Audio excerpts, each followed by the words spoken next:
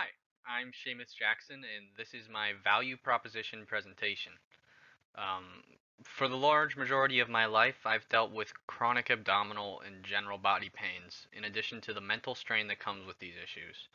I've seen numerous specialists since I've started having these symptoms, and more often than not, they would send me right back out the door just because they think I have to eat more vegetables or I'm too young to have any condition that could be linked to any of my grievances. Only recently in my years of seeing doctors and specialists as an adult do I even feel on occasion that I have my thoughts and concerns actually listened to or taken into account when seeing a specialist. I'd say more often than not in my years of seeing medical professionals, they end up wanting to make me feel like I can go home rather than feel my health issues are being treated. After having such a distrust for medical professionals ingrained in me, I decided the issue of mistrust in these professionals is something worth tackling. So, this is why I want to solve this problem. Uh, what is the problem? Well, based on a study performed using the data from the 2008 Health Information National Trend Survey, one-third of participants provided responses that demonstrated unfavorable evaluations of the process or outcomes of seeking medical care. Additionally, a study undergone by Televox reports that nearly two-thirds of consumers believe U.S. healthcare does not effectively help with chronic illnesses. Uh, it just doesn't help them manage their conditions. So whether people are getting care or not is not necessarily the problem here, but the fact that such an overtaking amount of people who have seen healthcare professionals feel they are not being treated appropriately illustrates there's certainly a problem with the way their symptoms are currently being addressed. Um, in our modern era, Google is often the go-to for procuring any piece of information we find valuable to us. Certainly, if we believe we have a health issue, we are likely to put our symptoms into a Google search bar and see what the worst case may be, because it's much faster and cheaper than attempting to make an appointment with a professional who we may not even feel treated by, let alone listen to. Often people may go to websites such as WebMD and look through their multiple conditions that may correlate with their symptoms and look for the treatments. If they aren't too intensive, they may attempt to self-treat for multiple things just to have some kind of result after what's often a lifetime of pain or grievance. There are currently websites dedicated to finding specialists near you, such as MD.com or ZocDoc. These websites may allow for you to see reviews for the doctor or even make an appointment with them, but it's a lot more difficult to come upon a website that offers all of these features in one place. Who's the customer? Well, in the same study mentioned earlier performed by the NCBI using the data from the 2008 health survey, approximately 60% of the participants who provided viable responses to why they avoid medical care were women. I could see much of this problem being rooted in how women are often wrongly told they exaggerate their health problems, as well as this general attitude of often being prevalent in cynical doctors who are fed up with people coming in with a list of symptoms they've done their own research on. Whether the research is well grounded or not, the doctors will often feel like their profession is being challenged and tell the patient what they're saying is just plain untrue even without listening, at least in my experience.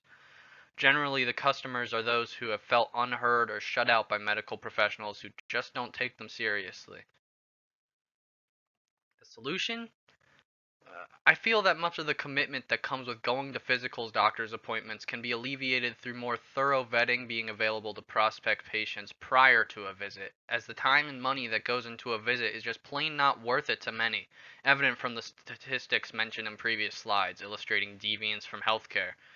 Visiting a physician who not only doesn't address your issues or even makes you feel wrong for bringing your concerns forward, in addition to an often egregious wait time and fees, would make any person want to limit their healthcare visits.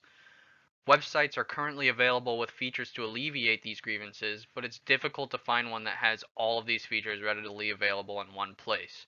In addition to a system of direct messaging between a prospect doctor and possible patients to facilitate a sense of trust and rapport before committing to a physical visit. A study performed by the BMC in 2017 examining the development of trust between patients and medical professionals shows that some of the prime methods of developing such trust is through rapport and asking patients what their concerns are directly, treatment goals, or preferences, avoiding judgmental language, and telling patients it's okay to ask questions. I feel the direct messaging system before physical appointments is one of the best ways to facilitate these methods since there is much less of a time crunch and less general anxiety when not face to face. allowing for more of the questions at hand to come to mind unhindered.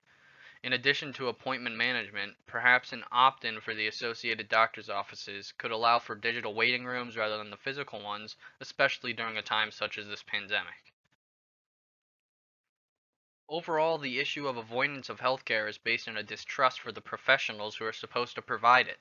This could possibly be alleviated through a production of trust before the commitment to fees, waiting, and judgment that comes in with going blind into a physical visit. People who are mistrusting of doctors are often on the internet either diagnosing themselves or seeking out methods for self-treatment. So a website is likely the most accessible and feasible means to facilitate these ends. Even if a visit to a doctor doesn't procure the answers the patient may be seeking from their visit, use of this website would at least evoke a sense of being heard and not just being swept under the rug like many patients feel during walk-ins. Additionally, follow-ups could be facilitated much more easily through this virtual hub, even lending to a doctors referring patients who are unsatisfied to other physicians who they feel may be more readily able to assess their issues. At the end of the day, these patients likely don't expect a miracle cure once they find the right doctor. They merely wish for the doctor to put in their best effort with their years of experience and studying towards assessing their problems. They want to be heard and seen. I feel this approach to a hub for making these connections of trust and appointments as smooth as possible one of the most feasible solutions for those who have lost faith in medical field. Thank you very much. This has been my value proposition.